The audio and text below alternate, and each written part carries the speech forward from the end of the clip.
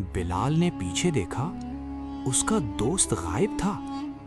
पीछे से आवाज आई, वो ट्रेन में जा चुका है। ट्रेन आहिस्ता चलने लगी। बिलाल डरते डरते उसके पीछे भागा। दरवाजा खुला था। बिलाल ट्रेन में दाखिल हुआ। अंदर अजीब खामोशी थी।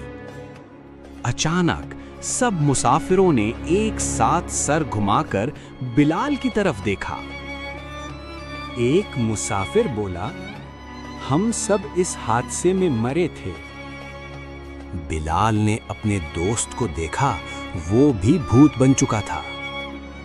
ट्रेन की आवाज आई, अगला स्टॉप, आखिरी मंजिल, पार्ट 3 का इंतजार करें।